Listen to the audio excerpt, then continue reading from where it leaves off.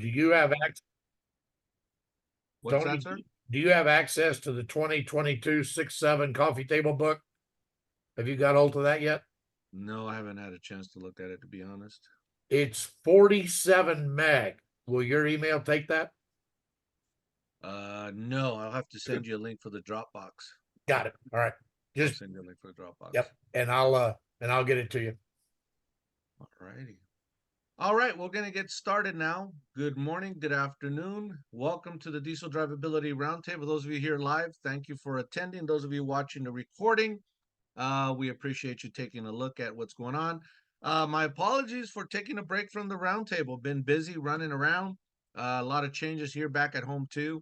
I'm here at home, plus I've been working on the house too as well.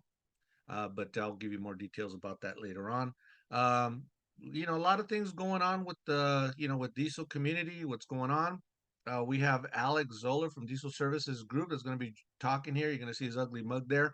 And no offense. But in this case, we're going to be talking some political stuff, some diesel stuff. But and also I'm going to talk about some venting towards the end about training.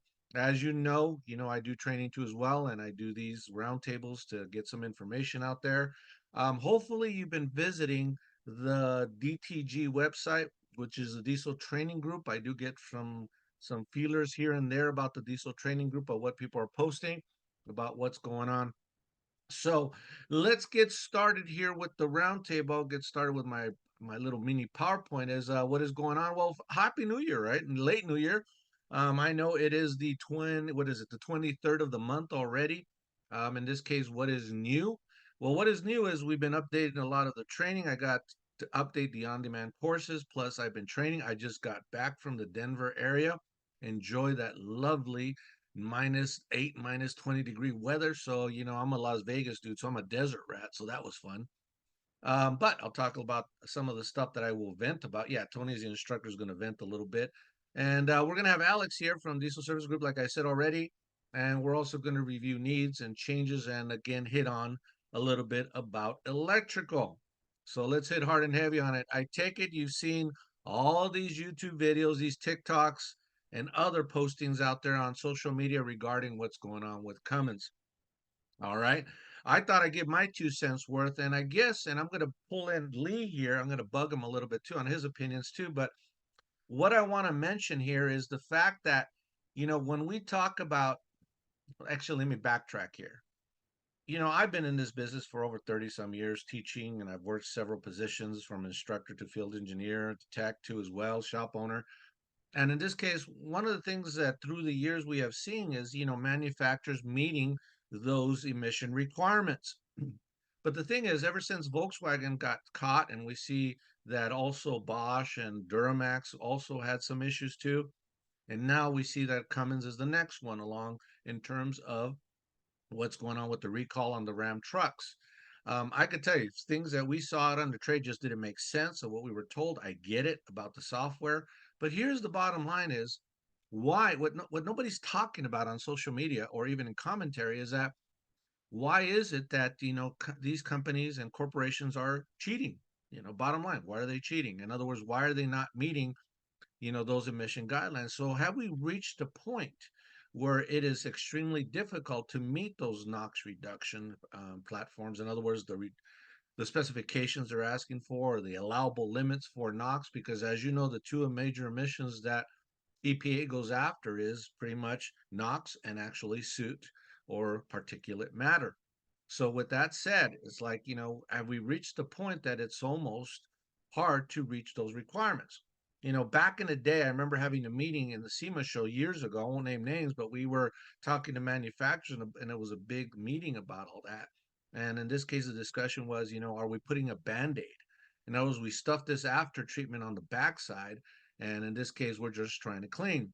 But let me backtrack a second. When I talk about these emissions, it kind of reminds me of 134A. And you're like, what the hell is 134A refrigerant got to do with diesel? And it's like, well, it kind of goes to this, you can understand. And I mentioned in my training before, and that is when 134 came out to replace R12, there were other refrigerants available. And one of the things they were talking about back in the day, I think it was 1995, 1996, where we were talking about the 134A was these other refrigerants were out there and they were actually being warned about maybe you don't want to use them because they had flammable gas like propane and other different gases that were flammable, which is funny because when you look at 1234YF, that has got some flammable issues. But the point is, you ask yourself, why would we be using a flammable gas? Because these were certified refrigerants at that time. And since they were certified by the EPA to be used in a vehicle, you know, the EPA only cared about, and I'm going to put myself out there here. Yeah, they only cared about, does it actually meet the reduction for emission, whatever, to protect the environment guidelines, you know? So therefore, they're saying, hey, the vehicle's got to meet these emissions regulations, but they don't care about the life of the engine, the cost of it, the longevity, and so on, and other things I will point at. So I guess the point we're trying to say is I would like to see manufacturers push back on the EPA. Manufacturers, mind you. In other words, saying, hey, this is as far as we can go because let's face it, we still need diesel engines. As much as there's that EV thing, diesel is needed. I mean, from service machinery, generators, I mean, even working and all the stuff that a diesel does. I mean, we could go on and on, all the different diesels that most of you work on out there. So therefore, have we reached a point that, this is as far as we go for a manufacturer to cheat? Because I'm sure, they sat down with the bean counters and they said, hey, you know what? This is, what are the likelihood if we get busted, what's the hit we're going to take, and this is what happened here. Now, if you know Cummins, a worldwide power, 1.675 billion might be a drop in the bucket for them if you really think about it, because when they looked at the fines that Volkswagen got, which was also a lot of money, and all the money, it was also another drop in the bucket for them. So therefore, did they do the math? However, though, as much as I see a lot of YouTube videos, they're talking about, everybody's getting a recall for their trucks. What's going to happen with that, on those 2013 to 2019 Ram diesel 25 and 3500s. So what's going to happen now? What breakdowns are we going to see now with these trucks with the upgraded flash program they're going to put in? But so therefore, what's going to happen again to life and to what's going to go on? So with that said, key items to think about is, when you talk about, because when you talk about that many of these, I guess, environmentalists or people that are pro-environment, and I get it, okay, I get it, but the problem is it 100% tangible to look for 100% reduction, and what's that cost? But let me throw one at you, like at the third bullet states, okay, you got people out there cleaning particulate filters. You better ask them, where are they putting that soot and all that, all that, what is it, ash too as well? Where are they putting that? Is it going down a dumpster, which goes out to a dump site where it actually gets exposed to the environment, which is a crock of crap in reality? I'll call it the way it is. But in this case, where is that going? How many cartons of these 2.5 gallon DEF fluids are being thrown in plastic or being thrown into the trash, And in this case, it just adds up and adds up. So therefore, not to mention the engine life, right? What has happened to engine life too as well, but we'll talk about that here briefly. But all this DEF fluid that's being consumed, but the thing is it really being used because we got to get it nice and hot. So the waste is just incredible. Not to mention, yes, I'm going to hit on us too, the technician competence. You got a lot of guys that don't know what they're doing about this. They still haven't taken no training and understanding of what's going on with these after treatment systems and things where we can prevent to help the engine live longer with this, how to live with it. But the bottom line is, when you got a driver that only knows two positions, which is on the floor and off the floor, you're going to have issues with the after treatment system. So therefore, it goes on and on and on. So the maintenance is another factor. I've been screaming about the 10,000-mile oil change intervals. So therefore, that's another problem too as well. So I guess what I'm trying to get at in my brief, session that I'm talking about here is, is it wise to, continue to push for more reduction? I mean, I run a regeneration of trucks.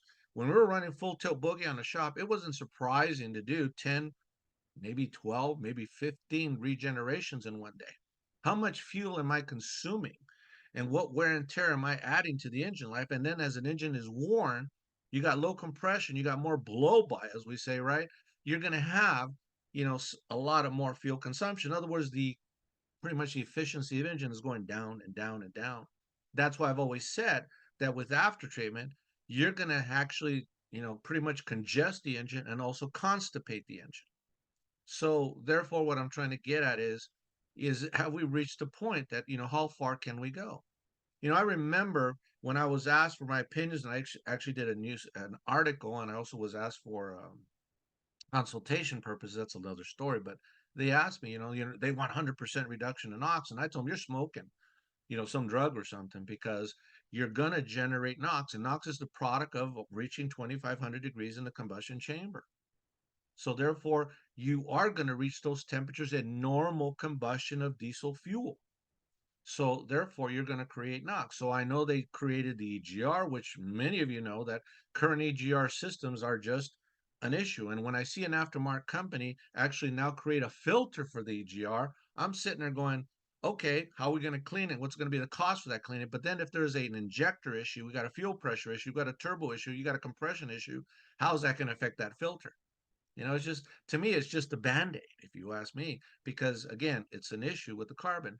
But now when you look at other, like the Duramax 3 liter in line 6, they're actually now cleaning those gases before they go in through the particulate filter slash, what is it? Particulate filter slash SCR catalyst, which is all in one now, that's actually going through that and then going to the EGR cooler. So it does reduce carbon accumulation. So therefore, you look at all of these power plants that are trying to meet these emission guidelines, but there's a price to pay. And the sad part is I have a slide that I use in my presentations when I teach Power Stroke 6-7, for example, or even in the past here on roundtable discussions. I asked, if I go buy a brand new truck, 108,000 for an F350. That's the current sticker I just saw here on the Ford dealer. 108,000 for an F350. It's like, what is the life that we're going to expect out of that engine? In other words, how many miles I'm going to get it. And for those that are fleet buyers that buy a fleet truck and they're using it for their businesses, they're going to take care of it, right? Not. What are the odds to see those engine failures within 120, 150,000 miles, or depending how many hours it runs? Does it see a lot of idle time? Does it run a PTO? And so on. So the thing is, a lot of these engines will run, very badly. And I know they put in the software to derate it so you won't drive it that way bad. But the problem, once again, is what is the costs for a shop? Because let me tell you, I have a landscape company. He has nothing but diesel trucks. Don't ask me why he has a diesel truck, but we take care of them, but it costs him money. And he's looking at a new diesel. And I said, you know what? You're better off for what you do. You just go around town here. You don't do no long distances. You do a lot of idle time. You should not be looking at a diesel, because do diesels like in today's vehicles, in other words, in today's vehicles, do diesels like a lot of idle time? They don't. So in this case, we're pretty much at a standstill. That it's sad that we see manufacturers like Cummins and other companies have been busted for cheating on their software to get them to meet those emissions. So therefore, with that said, like, I guess I'll start that discussion and I'll continue with that you'll see it in my YouTube channel too, and I'll probably post this on my YouTube channel too as well, is that, why aren't manufacturers pushing back? I would like to see them push back, say this is as far as we can go, and do their case, because there is a good case on wear and tear and more fuel consumption and more emissions due to the fact that these systems don't work well under all various conditions. Now, I want you to think about something, though. The ideal engine that has all this after treatment is that engine that runs at a steady load and steady speed, like a generator, for example. Those are the best to have. But if there's a malfunction, like, injector issue, like I said before, turbo, whatever it is, it's actually going to cause, damage to the after treatment system and eventually hurt the motor itself. However, though, it is easier to actually control emissions on an engine that's running at a steady state speed and load instead of that going up and down. So in a way, I've seen those guys on YouTube that actually are running a hybrid truck of their own, where they're running a cat motor and they're running complete batteries. So it's a hybrid. So, the compromise, because we have to compromise. We can't say, screw an EV and it's diesel's power. Well, we got to find a compromise. And the compromise on the HD market and medium duty market, even the light duty truck market, would be an actual hybrid, so you can control those engine stable speed. Talk to a hybrid owner, you know. I've talked to many hybrid owners, and they're going to tell you, it's pretty amazing what they're getting for fuel economy, engine life, and maintenance costs. If that engine's running at a stable speed, maintenance is much easier and easier on the motor. So don't be closed-minded, because we have to find a compromise. And yes, I do see the environmental changes. It's not, if you want to sit there and say, oh, there's nothing going on, well, you should see what's going on all over the world. We do see changes. You want to blame, natural stuff. That's all political. I'm not going to fight you on it, but you know, you got to wake up and see what's going on. So I guess what I'm trying to say, in all, and Lee, why don't you step in here in a second? Lee, what do you think? I mean, do you see that happening? Tony, Or, yes, yeah. let me get, yes, I do. The thing that's most frustrating is the EPA attachment government. How can you fight these guys? I don't think they have the reality check that you and I and even Alex does on the day in and day out, what we see with the customers. You don't see that in Washington. They come up with a spec, meet the spec, or don't do it. And do we get close? Yeah. Do you have the variances? Yeah. Uh, like you said, Tony, anymore with what I do, you got to go after the diagnostics on the emission stream before you even consider an engine issue, because that might be what started the engine issue in the first place.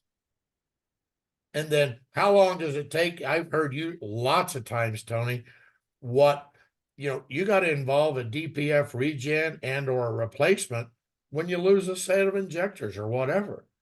And surprise, oh, you're going to spend another $5,000. Well, what's that for? Emission stream. They go, what? And it has to do with the EPA. And I I've been thrown out of so many meetings where the EPA was involved, Tony, especially with CARB out in Sacramento. And this was a few years back with uh, the biodiesel. Oh yeah. Mhm. Oh my gosh, Tony, it creates more havoc than before. But they say that's what you got to use because we're going to save the world. Well, that's bullshit. Excuse me, that's nonsense. Mhm. No, you But can say that.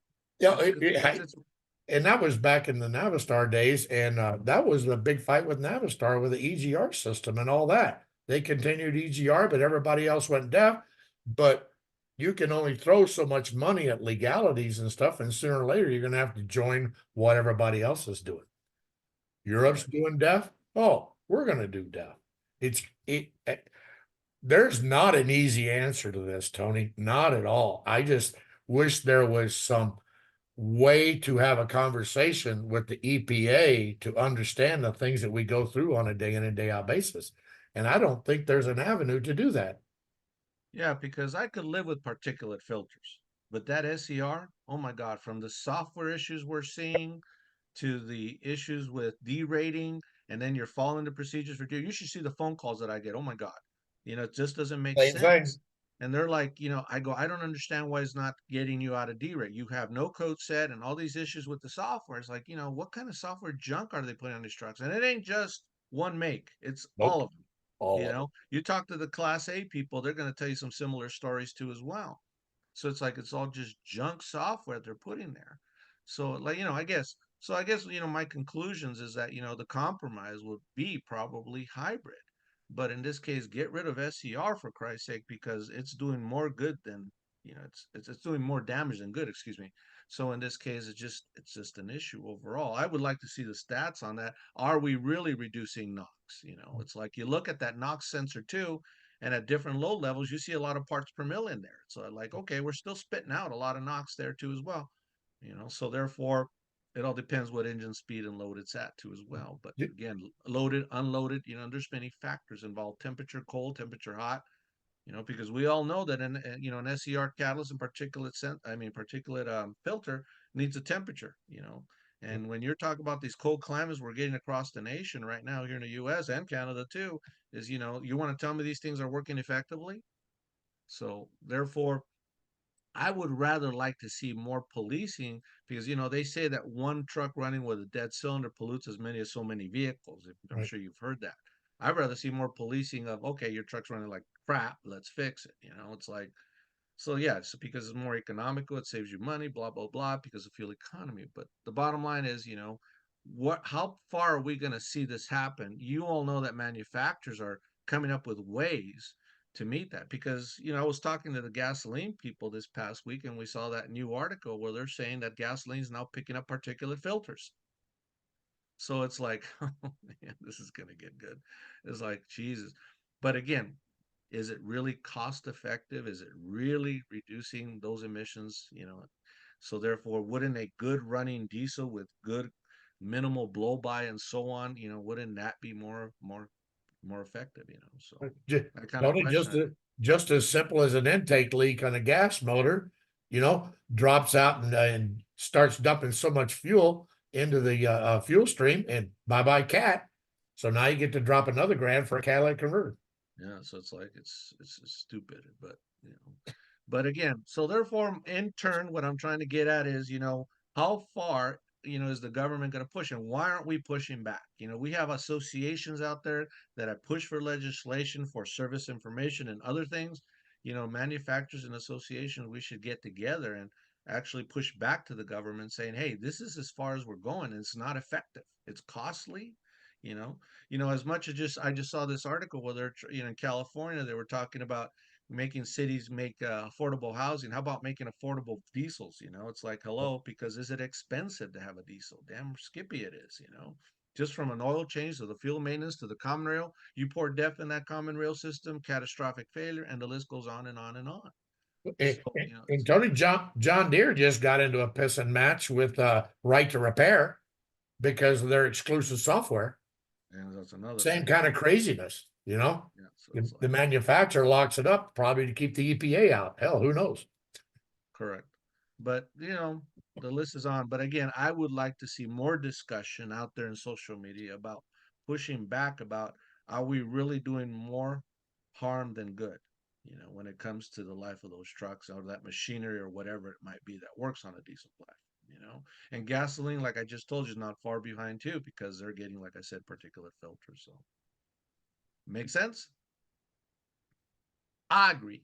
Anybody, as you guys are watching, if you have any comments, let us know. You're welcome to hit on the chat. Hopefully, you're like, "Oh, this is political. I want to learn." No, this is the reality. It's costing money. And the problem is discussion should be taking place about, what are we going to do and how far we're going to push it. All righty. Any comments? We'll have a lot of discussion towards the end. We have Alex right here. And Alex is from Diesel Services Group, and he's going to talk a little bit about things that affect the diesel too as well. Now, as you know, I am not biased to anybody. I have some sponsors in the past that I use, but I believe a product is good, we should talk about and tell you, educate you a little bit what's out there, depending what you're using. So no, we're not trying to make it. We need to know. I guess I'm not trying to make it as this is a sales call, but again, it's product that's out there that we need to know. As you know, Alliant Power, I deal with the, Lucas Diesel, I deal with, Bosch, I deal with many other companies, and these guys are also another company I deal with, because I believe you have a choice. Make it, what works for you, use it. So that's my philosophy. And again, because it's also creating jobs too as well. So I'm going to give this show over to Alex. I need to shoot it over to him. So let me do that. He's going to talk a little bit about their company and what they do. They're based out of Saskatoon, Saskatchewan. Let's see if you guys can say that. Took me a while to learn how to say that years ago. But in this case, yeah, it's very hard to pretty much say that. So let me make you co-host, my friend. No, I'll And tell you, we'll go ahead. there's a way to find out whether or not somebody's from Saskatchewan or visiting Saskatchewan. And it's just that, right? If you're from Saskatchewan, you call it Saskatchewan. If you're visiting, you might call it Saskatchewan. So that's how we suss out the outsiders, so to speak, right? There you go. But yeah, this is a 45-minute presentation that is going to be condensed to 10 to 15 minutes, so buckle up. So as Tony said, my name's Alex Zoller, and I'm with DSG Power Systems. We are a Saskatoon-based diesel service repair shop. Saskatoon, up in Saskatchewan, Canada. So we were founded in 1983 in Saskatoon. We started out as a diesel service repair shop with really a primary focus on rebuilding fuel pumps and injectors. Kind of along the way, we really expanded into quite a few different offerings. So, we assemble natural gas and diesel power generators. We are a Generac generator dealer. And in 1992, we introduced the 4+ fuel additive line of diesel and gasoline additives. Really and truly, the 4+ line was designed in Saskatchewan to address fuel concerns that we were dealing with at that point in time.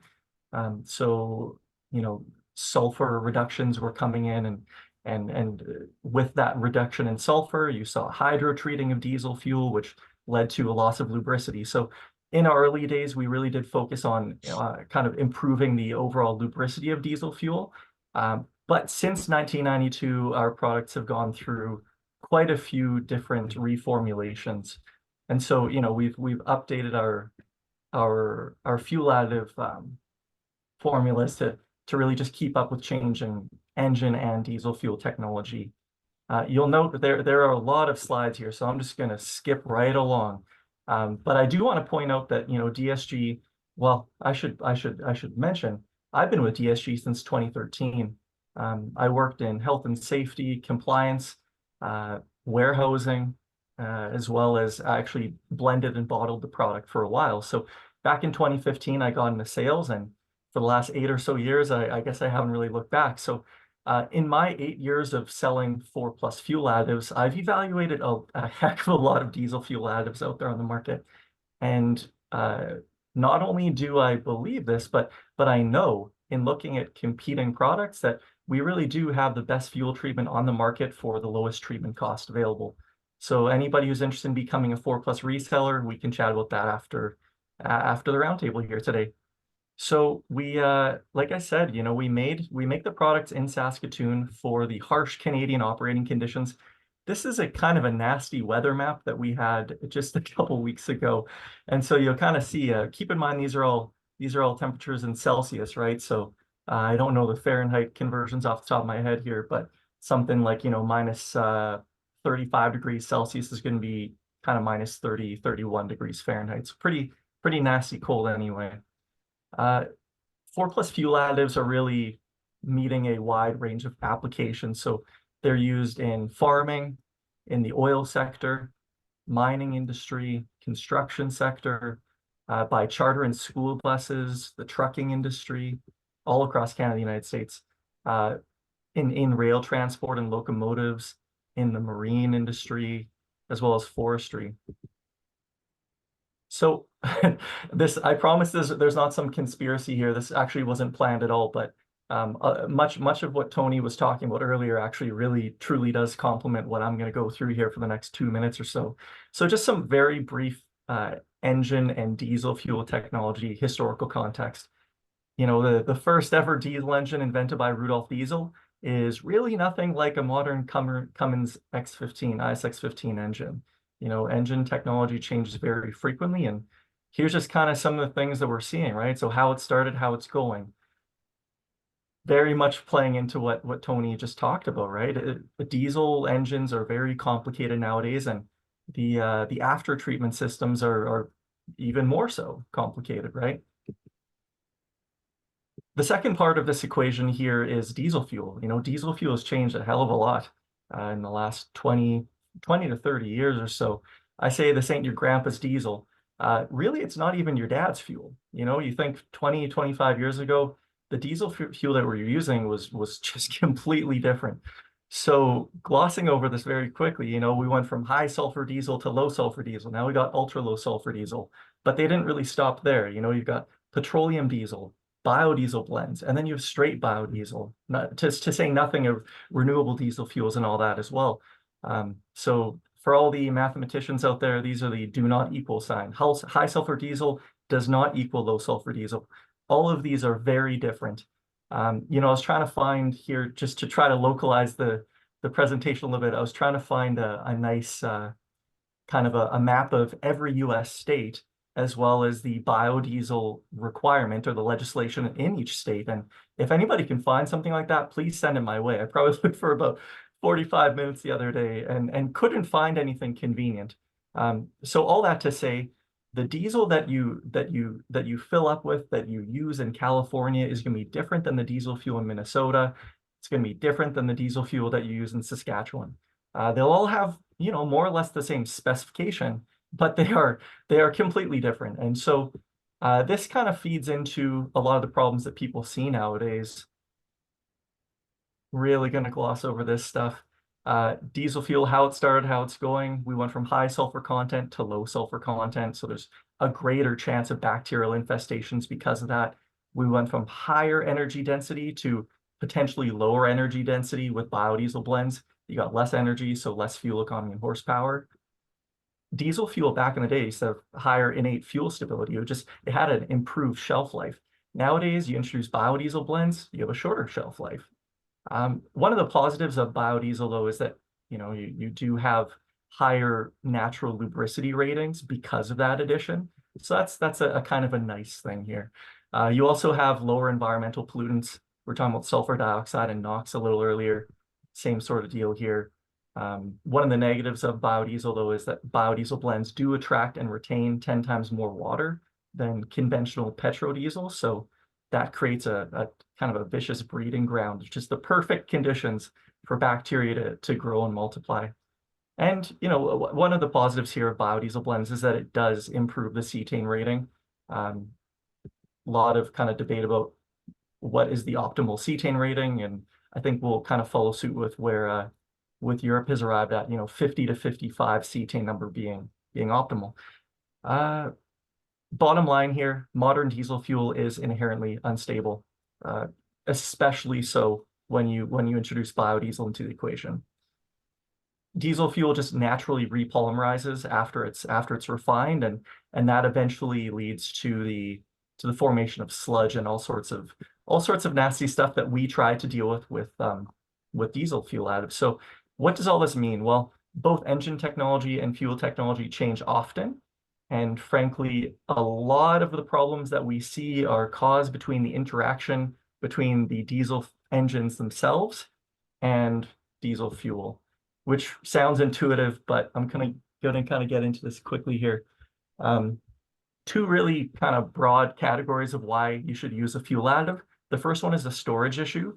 The second one is going to be a performance issue. So think of it this way. Storage issues, if it is really truly just if you're storing diesel for an extended period of time, you might have issues with gelling, fuel stability, formation of sludge, bacterial infestations, this sort of thing. The other side of this is a performance issue. So this is when you actually go to use that diesel fuel, the cetane rating will factor into this. The lubricity will determine what degree of premature wear you might see in your fuel system. But the big nasty one here I like to talk about is something called asphaltene fouling, which is just kind of a big, scary, dirty word of saying, what we see here in this blackened fuel filter. It's essentially just a contaminant that you see in diesel fuel. It precipitates out of diesel fuel, but it's exacerbated by high pressure fuel injection systems. So essentially the hotter the injection temperatures, the higher the pressures, the quicker this asphaltene precipitation occurs. Now, the reason why this matters is because the actual interaction between these diesel engines and ultra low sulfur diesels, they create problems in the injectors themselves. I'm going to skip ahead quite a bit here. This is my favorite photo you can find of this. I say asphaltenes are kind of like the cholesterol of crude oil and diesel fuel. Asphaltenes contain a lot of the raw energy in diesel fuel, so you really want them to be in diesel fuel. The problem is when they interact with high pressure common rail systems, they tend to build up deposits in the spray holes of the injectors. They can cause the needle to stop moving altogether. And so here what you see in this photo is actually a crude oil pipeline that's completely fouled up or constricted because of that kind of cholesterol that we call asphaltenes. So these are some photos of blackened fuel filters from across Canada and a couple there in the United States. These are all filters that I've cut apart or pulled apart just over the years, and this is a problem that transcends or doesn't. It's not choosy. You'll see this problem regardless of whether you're using Cenex diesel fuel or Chevron or Phil. It doesn't matter what kind of diesel fuel you're using. You will see this problem, and it also doesn't really matter what kind of engine you're using, frankly. And I should say the reason why I'm calling this a problem is because if you see a blackened fuel filter, that's a strong indicator that your injectors are already dirty. So this is kind of like a really kind of convenient litmus test to find out whether or not there might be an issue with an injector. Is just take a look at the fuel filter. If it's blackened like this, pretty strong chance that your injectors are already dirty. So the bottom line here is we say, well, dirty filters leads to dirty injectors. Dirty injectors lead to suboptimal atomization and spray patterns, and that ultimately leads to less fuel economy and horsepower. So reasons to use a fuel additive. You can see this is a 45-minute presentation. Well, actually, this might be worth knowing. If I've got time here. This just kind of shows you the micron ratings of various things, right? So bacteria will be about 0.2 microns to 3 microns wide. Contrast that with a human hair, which on average will be about 75 microns across. Now, an injector spray hole, a modern one, will be maybe about 110 to 170 microns across. So it just kind of goes to show it doesn't take a lot of contamination to potentially disrupt a spray pattern.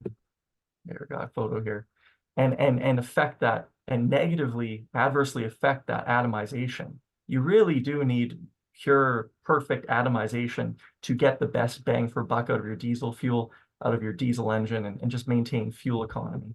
So really what we do here at DSG with our fuel additives is that we will clean up fuel injectors to allow them to perform the way they were when you bought the engine new, right? And if you have a brand new engine, you can keep it clean by using our products, right? So here's just a few examples. We got this product here, 4+ Super Clean.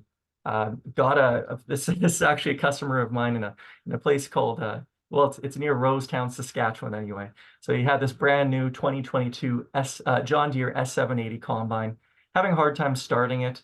Back in 2016, if you can imagine, I gave him a bottle of Super Clean for free, and I just said, hey, keep this around on the farm in the event that you have any injector issues. And so if you would believe, he spent about $2,200 replacing out components in the combine on the advice of the local dealership before he turned to Super Clean. One day he calls me, he says, hey, I'm having this issue. Do you think I should try to use 4+ Super Clean to clean this thing up? And I said, well, frankly, if you still have the bottle kicking around on the farm, you may as well dump it in there and let's just see what happens. The next day, he said he fired it up and it started like it was brand new. So, there's a lot of cases where a customer and a consumer and end user will throw endless amounts of money swapping out replacement parts. And well, I'm just kind of here to tell you that there are certainly some opportunities where a fuel additive might not necessarily be the most intuitive solution, but it is in fact the most appropriate solution, depending on the problem itself. Another kind of thing I'll walk through quickly is that we've got a product here that's actually tacitly endorsed by PACCAR. So this is an injector cleaning bulletin that Peterbilt and Kenworth dealerships are using right now to clean up MX-11 and MX-13 engines. I won't go through all this, but I've highlighted the part where I show you that they are in fact using our product 4+ Super Clean as their chosen injector cleaner. So that PACCAR endorsed chemical is found in each of our products here: 4+ Super Clean, 4+ Premium, and 4+ Arctic. I will not walk through this, but suffice to say, using our products, you can improve your fuel economy. In one of our tests here, 5% on a generator, in a truck application, a Kenworth W900, 8.6% fuel economy improvement. Keep in mind, we can't improve the fuel economy beyond what the rated fuel economy is from the engine manufacturer, but we can certainly recover any lost horsepower and fuel economy that's related to having a dirty engine, a dirty fuel system. So if I have a minute here, I'll wrap this up. You got a few more minutes, no worries. I'm watching, I see I'm at 15 minutes. So we've got a few different products. I'm not going to go crazy with this, I promise, but basically the deal here is we've got all-in-one products and we've got some more specialty products. So a product like 4+ Premium is an all-in-one brand muffin, is what I call it. So this is like so at DSG, I'm happy. I'm pretty sure either Lee or Tony said earlier they were talking about constipation, which is hilarious because at DSG I always talk about constipation. Modern diesels, they get constipated, and we at DSG we alleviate that constipation. So 4 Plus Premium is kind of like a bran muffin. You take this every day, right? You use this every time you fill up your truck, your combine, what have you. And this will keep your truck regular, right? It prevents any of those injector deposits from forming, stabilizes diesel fuel for storage, increases the cetane and lubricity ratings. It does a lot. It's an all-in-one product without an anti-gel, a bran muffin. Now, in the case of severe injector fouling, plugging, this sort of thing, you use this product, 4 Plus Super Clean. This is the laxative product, right? So if the bran muffin isn't enough for you, you turn to the laxative and it flushes everything out. It'll actually dissolve any of the particles that are gumming up the fuel injection system. The next product we have here is 4 Plus Turbocharger Cleaner. This is an in-tank fuel additive, so this will clean up your turbocharger. It's going to free up sticking actuators, that sort of thing. We recommend that guys use it about once a month or so. 4 Plus Polar Max is an exceptionally strong anti-gel. So this will treat down to approximately -76 degrees Fahrenheit. Just kind of crazy when you think about it. That's at the strongest dose, but this is a product that's a really hot seller in the United States, especially. Going back a step, when I was talking about DSG creating fuel additives for harsh Canadian weather conditions, this is kind of the epitome of that example, right? So -76 degrees Fahrenheit, that's nasty cold, but this will prevent gelling down to -76 degrees Fahrenheit. It's also, I should mention, it's really good in biodiesel blends. Biodiesel, the stronger the biodiesel blend of diesel fuel, the greater the tendency to gel up. So this will counteract or mitigate against those kind of harmful effects of having a biodiesel blend. 4 Plus Arctic, you could say same lady, different dress, very similar to 4 Plus Polar Max. Excuse the example, but if 4 Plus Polar Max and 4 Plus Premium had a child, the offspring would be 4 Plus Arctic. So it's really a true all-in-one product. It's got the same anti-gel as Polar Max, but a little stronger, a little lesser a dose. We take out a bit of anti-gel so we can add in the injector cleaner. So this is a true all-in-one product. It'll do everything you're looking for. Prevent anti-gel or prevent gelling from occurring, increase cetane and lubricity, clean up the injection system, stabilize your diesel fuel, and demulsify water. And the last product we have here is 4 Plus Diesel Melt. This is your, oh my God, my diesel gelled up sort of product. So a couple weeks ago, this is what everybody was buying when they had some gelling issues, right?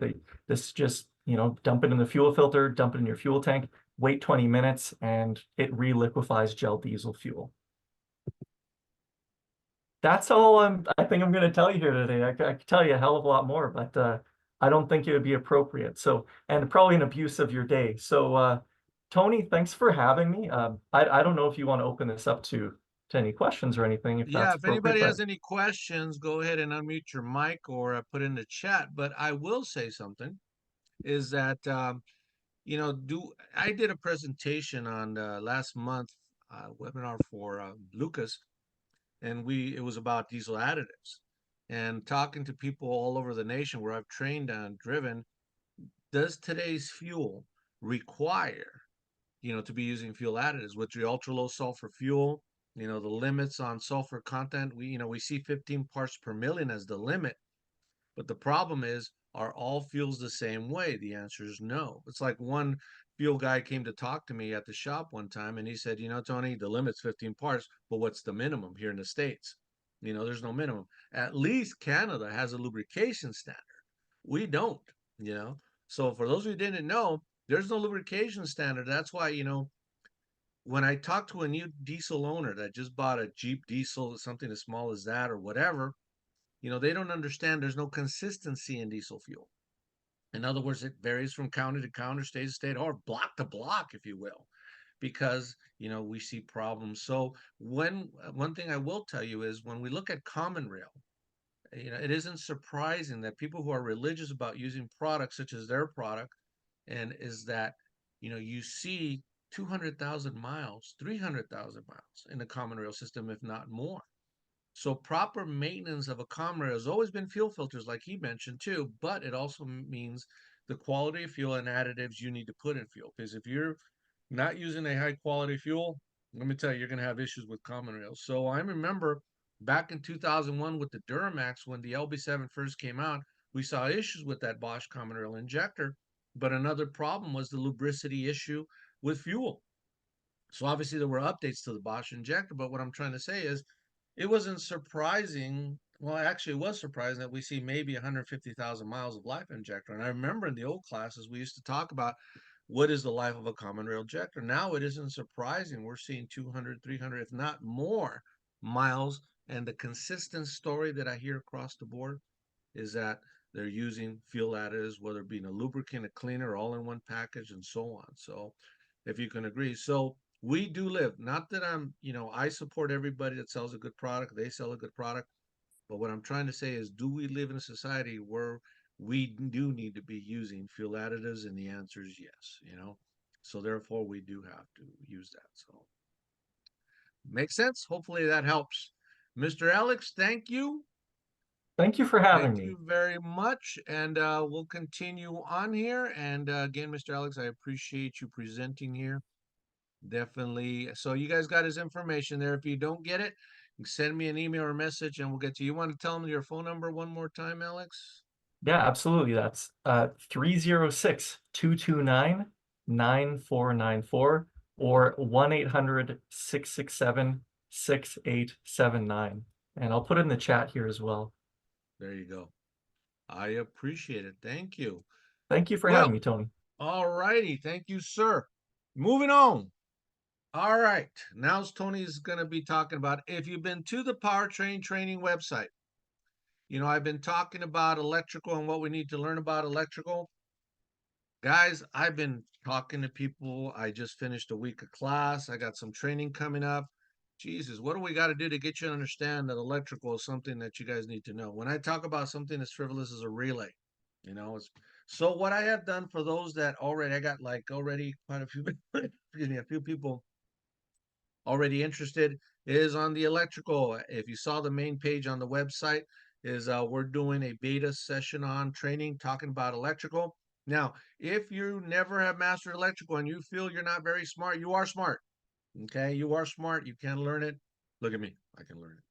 So in this case, electrical is something we got to get on speed. Now, when we take you over to, because it would be my goal that you at least take pride in what you want to do. And what I mean by pride is, I want to know my trade. I want to know everything about my trade. So teachers like myself, and I'm sure Lee's there, he can probably throw his 2 cents worth too as well, is that, electrical is a big struggle. I mean, Lee, you were visiting shops and stuff. Did you see electrical as a main issue? Where's my friend Lee? Had to find the mute button, Tony. Yeah. All the time, Tony. All the time. Just the basics of diagnosing a wire where you had a connection issue. Correct.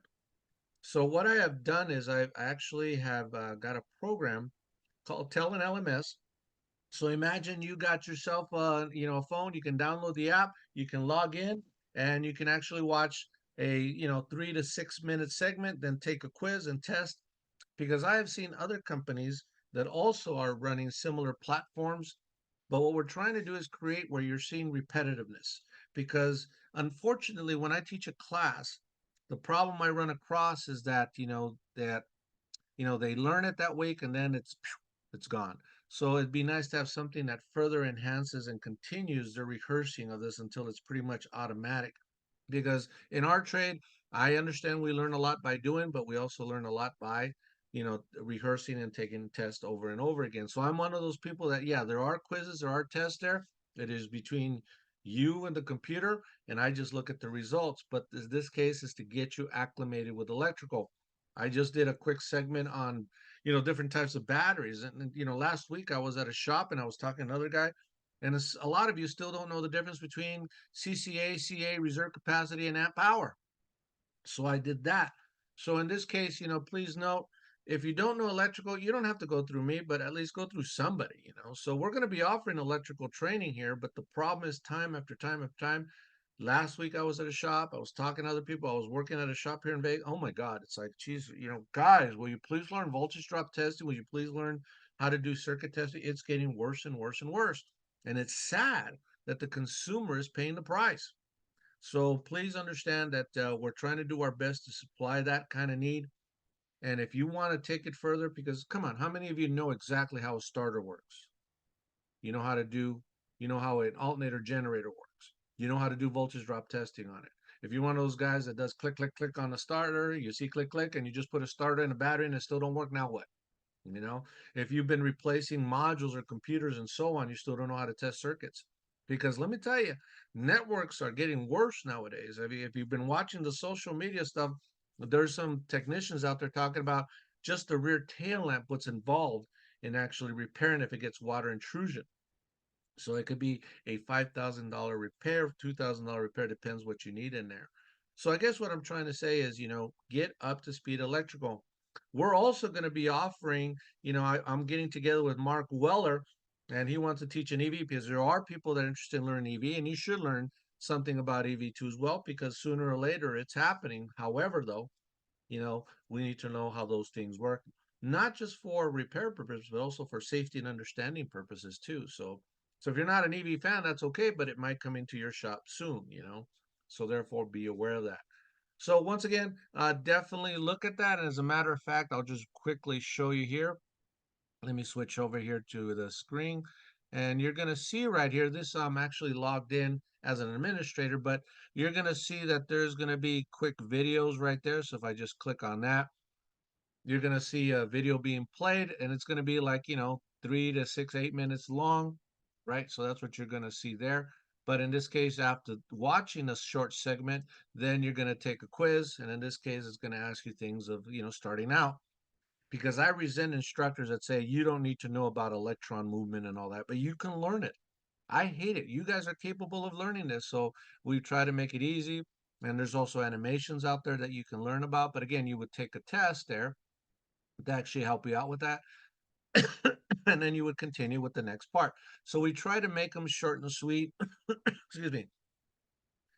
Try to make them short and sweet so you can see, what makes positive and negative and this and that. Because, we should learn that. We should know our trade because vehicles have taken a step up when it comes to more electronic control, more networking, more stuff. And it does require us to understand. I mean, how many of you know how a lead acid battery works, right? So therefore, you definitely want to learn all that. So, like I said, we have a lot of quiz, we have section tests and so on, but it's not to see how stupid you are. No, it's to teach you. So what's it gonna do is I'm gonna continue doing more testing on you if you're on the program, meaning that okay, I took section 1, section 2, you're on your phone. Excuse me, you can actually go ahead and just answer some quick questions, and you're just answering, just testing yourself, and you can do it again and again and again. So there'll be multiple, so that it'll actually help you rehearse and doing that. Now, we're already working on the hands-on portion, so we have found out that you can make a lot of your electrical, shall I say, trainers by buying some simple bulbs and circuits and, jumping from your local auto parts, or hell, even from your Harbor Freight. So we're working on that already. So therefore, we're just giving you another avenue to actually, learn electrical. So it's something that, we have invested time to help you out because I already got a few guys on it and they're doing pretty good. So I'm really pleased how well they're doing. But in this case, we're asking you that, if you don't know electrical testing, you don't understand, circuits and sensors and so on, you better start getting on board with that. So because I'll ask a guy, tell me how a map sensor works. Tell me how a mass airflow sensor. What are the circuits that you're looking for? And it's scary how there ain't many that don't know it. So mind you, there are many that do know it, but in this case, there's also many that don't know it. So you got to get on speed with that. So therefore, do that. And last but not least, before I conclude, please note that we do have the on-demand courses. And if you haven't been to the website there, I ask you to go click on on-demand courses on the top because we do have courses out there. And in this case, I had a phone call from a guy, and Lee, throw your 2 cents worth there. Oh my God, this guy asked me. He goes, "Hey, I'm looking at your on-demand courses." I go, "Yes, sir." And he goes, "I need Power Stroke 6-7. What do you think I'm going to learn?" I go, "I don't even know where you're at." I felt like being a smart ass to him, and I wasn't. But in this case, I go, I don't know where you're at. Well, I'm just barely starting. I don't know. Well, maybe you got to get to know with the product. So therefore, it's a 3-part series on Power Stroke 6.4 you can actually learn. So in this case, you're welcome to go ahead and learn that. It's like, so I actually went over to the on-demand courses, and for those of you who haven't been there live, we have quite a bit from After Treatment 101 that a lot of guys don't know either. And in this case, we have other courses such as networks, light duty diesel review, L5P, and we have even an L5P diagnostic page that I will be updating. Actually, I've shot quite a few already that I'm editing right now. So you're going to see a slew of new videos here, but there you could see all the different courses that are available, from Ram Cummins to Duramax. I have the big three all right there. So in this case, you can subscribe. But in this case, I don't make money on these guys. In case you want to know, I actually use it to pay for these websites. These websites are not cheap to upkeep. So if you know about websites, you should know how much they cost. Plus, some people ask me for an all access. And in this case, you want to access all the videos, watch all the different series parts, some of them recording, some of them that I did dedicated on the video themselves. It's $350. So therefore, that's the cost involved in maintaining these websites. So we've had a few people log in and go on it. So we're just asking you to pretty much give it a shot. If not, well, go elsewhere. It's okay. I don't mind. But in this case, learn it. So therefore, if you know you are weak in many different subjects and you don't have the time, make the time. Because are these diesel vehicles getting any easier? I mean, Lee, are they getting any easier? What do you think, Lee? Nada, not at all. No, they're not getting easy. So therefore, definitely keep that in mind. Just Alrighty. reprogramming some of these can be a nightmare, Tony. But the problem is we got a lot of guys that are working out there. And let me tell you, I won't name names of shops that I've been to, but when I see a shop that has had trucks and cars sitting in their shop for over a year, I'm like, God, how did you pacify the customer? That's what I want to know. But in this case, you've had it for a long time. You need to figure it out and fix it. But if not, quit charging the customer when you haven't fixed the truck, because that's the one, an ultimate killer. Is like when I see a truck come in, it's not fixed. They brought it from another shop. They threw parts at it and they paid $3,000, and now they bring it to you. I go, why'd you pay $3,000? They didn't fix it. It's like they should have known how to fix it. Maybe they should have said, hey, we can't fix it, take it elsewhere. I would have respected that, but they keep charging. Well, we don't know. We're going to throw this part at it, see what that fixes it, right? So with that said, we got to get trained on this stuff and understand how it all works. So far, I've been diagnosing vehicles pretty good. It's been working out great. But it's because, Tony's always studying and looking and understanding and asking. So therefore you should too, and staying up to date on training. So what do you think, Lee? Any last words? What do you think? As always, Tony, I appreciate you. You always make me think. Where do we need to go next? Love it. Exactly. So, all right. Any last comments? Obviously, we thank Alex for joining us today, throwing this presentation about fuel additives. Yeah, I just learned a new thing that I didn't know about. Is what was it? Alpha teens? Alpha? Alex, you still on? Was it alpha Oh, teens? asphaltenes. Think Asphaltene. asphalt, Yeah, pavement, I right? learned about asphaltenes today. I didn't know about that Wow. stuff. So We'll talk about that was that pretty another day. interesting. There you Thanks go. for having me, Tony. You're welcome, sir. All righty, Lee, any last words? Any last questions or comments? Any questions for Alex, for me, for anybody? Appreciate it. Appreciate it, Tony. All right, guys. Well, next week I'm doing a webinar for Lucas. You're going to see that on the website. So if you'd like to see it, it's just a review about 2024, and I'll be talking a little bit more about that Cummins. We'll be talking technical too. So that'll be coming next week. You will be seeing another webinar on Power Stroke 6.7 update diagnostics, especially on the body system and common area. You're going to see that happening. So yeah, I've been working. So any last minute questions? Oh, we got somebody commenting. John, thank you for the comment, John. Yes, we appreciate that. Any other comments before we call it? Okay. With that, I don't see any. Oh, Anthony Greco says lots of diesel issues here on Long Island. Hey, Anthony, real quickly, what are they about, if I may ask? Ooh, let's see what Anthony has to say.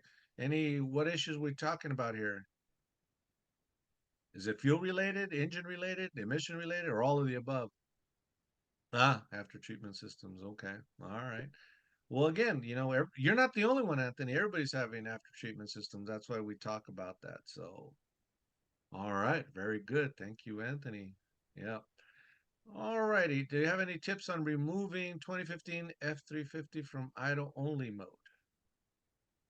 Do you have Lee, help me out on this one. 2015. What do you mean from That idle only mode? typically that's the Lariat or the King Ranch version, and it's a process. You gotta like idle it for a certain amount of time, 35 miles an hour, decel without the brake. It is an absolute crazy production on the 2015s. There is a computer, let's see, a programming update to help that, but 2015 is the worst on the F350s. I would encourage you to get the shop manual out because it's a process. It's under what? Do you know? Let's see. Uh, well, usually you'll get a code idle only, but Tony, it's in the PCED portion of it. How to get it get it out of idle only. You're talking about idle and derate? Is that what we're talking about? Right, same thing. Yeah, Yeah. Okay. it'll Okay. go into forced idle. Yeah, it's a drive cycle you got to run. So you got to go to a Correct. PCED manual. So if you don't find it, buddy, give me an email. I know what he's talking about now. Give me an email and I'd be more than happy to give you a link that may help you, but we'll try to help you. So And you'll get the same thing, there's my Tony. email there on the list. If the guy runs out of def, you'll get the same scenario. Forced Yeah. idle. It's a drive cycle you got to run. First of all, you got to make sure you got no codes there. Yep. So therefore, do that. So best light duty scanner, Autel or Snap-on? I used the Autel last week and I had my Snap-on with me. They go head to head. I mean, they go head to head. I mean, I'm not a crazy Android lover. So with the Snap-on, you're using Windows. So therefore, it's what your preference is, but they're head to head. They're pretty close head to head. The only thing that my Snap-on Zeus was better at was the fact that it had the component guided component test where you can test every sensor, every component there. So the Autel doesn't, but everything else, the Autel has all these other attachments where you can do battery testing. I mean, it had a lot of stuff to scope and everything too, but it didn't have guided component test the way Snap-on has. So my preference is the Snap-on, so therefore I've had better luck. But like I said, I got to play with the Autel, so it did work okay. So it was pretty respectable. So all righty, there we go. Any other comments? Lee, he's asking you if he can contact you. Would you like him to contact? You want to go through me? Either way, Tony, the easy, let's send him my email. I gave that to you yesterday, Tony. Send me an email with the VIN. That way I can pull up specific and I can possibly even send him back the workshop manual on that process, on that drive cycle. Okay, Michael, just go ahead and I put my email up there. Email me on that. Remind me what it is, and I'll forward it on to Lee, and he'll respond to you at that point. 10-4. Yep. Very good. Okay. Any other questions? Good. I'm glad we had some questions towards the end. Steve's got some issues on what are you having with the 7.3, Steve? I have not had a chance to log into Diesel TG. Been busy, Steve. What you got going on with that? That post on Diesel GG I'm having on a 7.3, a 7.3 issue. Steve, you still on? If not, Can you hear me now? Yeah, I can hear you, buddy. Go ahead. So I'm having issues with the installing only when the scan tool is plugged in at first, and I checked all my powers and grounds to the PCM, and I tested the data link wires, and the CAN bus negative has 5 volts and the positive has no voltage. But even when I back probe it at the PCM, I have the same readings, and I tested the wires, and the wires carry a load, and I tried the new PCM, and it still has the same issue, and don't know where to go from here. But I put on the Diesel TG website the more of a rundown on what I've done so far. That was just kind of the short story. Quick question. When you were checking power and grounds to the computer, did you do it disconnected or back probed with key on? Back probed with key on. Okay, so you did it right. So therefore you did that right. God, I got to look at the wiring on the network. Who else is in play? There's somebody's intruding there. It's been a while since I've looked at a 7.3. I don't know if that data link. Do you recall, Lee? I don't know if is she using 6 and 14 on the CAN? I don't remember, Tony. I'd have to dig it up. What year is this thing? In 2001, it does use 6 and 14. It's only those two pins, according to my wire diagram from all data. Only those two pins go straight to the PCM. Nothing else ties into it. It does have a Banks tuner on it, but it doesn't tap into any of that. And it seems like it only taps into like the sensors and wires, which I did disconnect the engine harness, and I currently don't have communication with the PCM at all, but it starts and runs. So it's like something was shutting down the data link, even though those wires seem to be testing okay. Yeah, because you should be averaging 2.5 on each one as a basic test, and you're saying you're not getting that. Yeah, I don't, but I tried different PCMs, and I don't know quite what else is in play. There is an auxiliary powertrain control module that's supposed to be involved with that, but this truck doesn't have it. All right, so yeah, I would have to look at the wiring to see if it's all straight up. But I'm going to tell you something that a lot of people consider a no-no to save time. I'm a bypass kind of guy. And what I mean by that is I would be like I did a Volkswagen TDI a while back where I actually just ran from 6 and 14. I cut behind, I left room for proper wire repair. I cut behind 6 and 14 and I went straight to the PCM for those two inputs, the CAN high and CAN low. Mm-hmm. So in other words, bypass the whole harness from the DLC over to the PCM. I have been able to do it. And I know that PCM is that one's buried right behind that fender well thingy right there in the front left. Is that one there? Yes. Yeah, it is right there. Yeah, I just remembered. Yeah. So that's what I'd be doing. I'd be dropping that into fender well because I wouldn't waste time because of the fact that I'm not going to get paid all that labor time to chase down the harness. So in this case, I'd be getting to the two inputs going to the PCM. And because it sounds like you got a wire problem, obviously, unless there's somebody else in play, I got to look at the wiring diagram that might be interfering, but especially since you put a new ECM in it. Correct me if I'm wrong, Tony. Doesn't the IDM feed the PCM? Well, yeah, they have to chat each other, tell him when Correct. he wants to do what he wants to do. Yeah, That's what IDM I'm can play thinking is too. going I on. think that the PCM gives power to the IDM relay, from what I've seen, Correct. or it gives ground to the IDM relay. Mhm. Oh, I gotta look at the wiring diagram. But it see starts and runs. Yeah, Yeah, it's if you could just look at it and then just respond All right. back. All right, I'll try to respond here in a bit. So we'll definitely try to help Thanks. you with that, my friend. Okay. All right. I wish we could Eh. give you a better answer, but I gotta look at the wiring diagram. and Tony, didn't that last call, didn't he say he posted that on the forum, on your forum Yeah, on website? dieseltg.com. Yeah. Uh-huh. I will put that 2015, get it out of forced idle. I'll put that workshop manual post up there. Okay. Sound good? Yep. All righty. Very good then. All right, gentlemen. Well, we're going to call it there. I know we only got a few people went back to work. I get it. So we'll stop it right there. With that, Lee, once again, I can't thank you enough, buddy, for your help today. You got it, Tony. And we'll be in touch. And with that, we'll call it a day. We will have this available up on my YouTube channel. I'm going to start putting the rest of these roundtables up there. With that, God bless. Have a good day. We'll talk to you later.